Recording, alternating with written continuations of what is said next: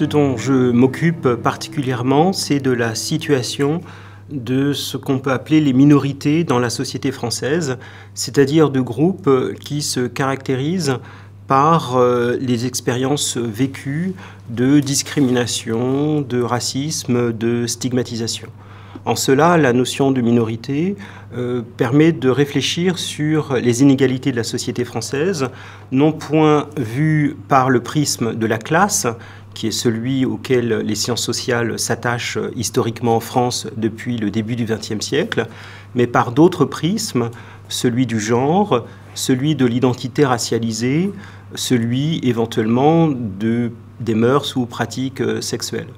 Autrement dit, il s'agit de réfléchir sur la manière dont les minorités se sont constituées, la manière dont elles peuvent déployer des moyens de résistance pour faire valoir leurs droits, la manière aussi dont l'espace public français a été organisé plutôt pour mettre de côté la voix des minorités et opérer d'autres découpages sociaux auxquels on a conférer une forme de légitimité politique, par exemple le découpage professionnel avec le syndicat qui représente la profession, la classe sociale, les partis politiques, les grandes associations qui ont une vocation universaliste. Réfléchir sur les minorités, c'est donc réfléchir sur la manière dont la société française est organisée, dont les sciences sociales françaises se sont pensées depuis un siècle, c'est aussi réfléchir sur la démocratie et l'incapacité pour certains de faire valoir les torts et les méfaits qui les affectent en tant que noirs, arabes, homosexuels ou toute autre catégorie minoritaire. Ce genre de réflexion, plutôt courant dans d'autres pays, a du mal à s'imposer en France, compte tenu de l'universalisme républicain qui est méfiant à l'égard de ce genre de voix. Vous connaissez la fameuse formule de communautariste faite pour balayer d'un revers d'illégitimité celles et ceux qui osent s'exprimer en tant que tels. Mais c'est aussi dû à la manière dont la gauche française a été structurée avec sa représentation en classe sociale, avec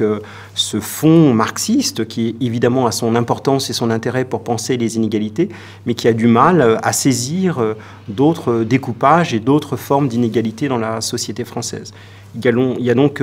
en quelque sorte à la fois un projet qui est un projet d'enquête sociale sur la société, un projet d'enquête sur les mouvements tels qu'ils existent en France, et c'est aussi un projet plus large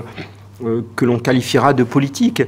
au sens où il s'agit de repenser la grammaire politique de la société française. Il s'agit de repenser la façon dont l'espace public s'est organisé et de l'ouvrir à d'autres voies, à d'autres formes de représentation dans l'espace public. Cela n'implique pas simplement une réflexion de nature intellectuelle sur la démocratie française, c'est aussi une réflexion sur des dispositifs politiques particuliers, sur ce que l'on peut faire précisément